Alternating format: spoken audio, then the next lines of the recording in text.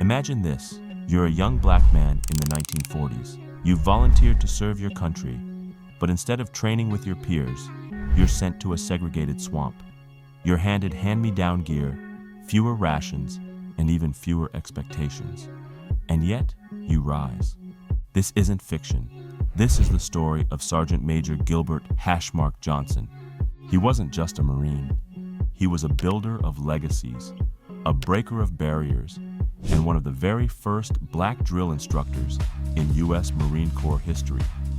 This is the untold story of the man who helped transform Montford Point from a segregated boot camp into sacred ground. Subscribe to Soldiers of the Diaspora for more untold stories like this. To understand Johnson's impact, you have to understand the times. America was fighting fascism abroad, but practicing segregation at home. The Marine Corps had refused black recruits for 167 years. That changed in 1941 when President Franklin D. Roosevelt signed Executive Order 8802, banning discrimination in defense industries and opening the door, barely, for black Americans to join the military. But even then, black Marines were segregated. They were trained at a remote, mosquito-infested camp in Jacksonville, North Carolina, known as Montford Point, far from the polished grounds of Parris Island. Born in 1905 in rural Mississippi, Gilbert H. Johnson came of age during the Jim Crow era.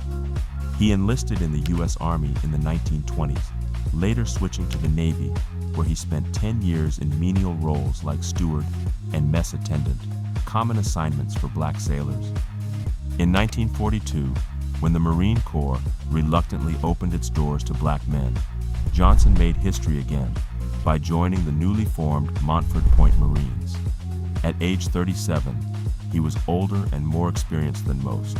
He wore multiple hash marks, Navy service stripes denoting 4-year terms, on his sleeve. That's how he got the nickname that would follow him the rest of his life, Hashmark. Johnson became one of the first African-American drill instructors in the Marine Corps. His job? Train thousands of black recruits who had never been expected to succeed. He was hard, relentless, and respected. "You may not be wanted here," he once told his recruits, "but you will be respected when you leave." Hashmark molded boys into Marines. His standards were uncompromising. His tone was direct, and his expectations? Higher than any insult the system could throw at them. To many, he was terrifying. To all, he was unforgettable. Over 20,000 black Marines trained at Montford Point between 1942 and 1949. Many went on to fight bravely in the Pacific during World War II, especially in Saipan, Guam, and Okinawa.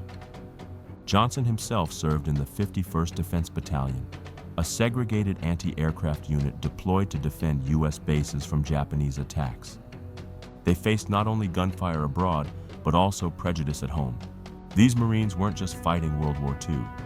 They were also fighting America's deeply entrenched racism. After the war, the armed forces began to integrate.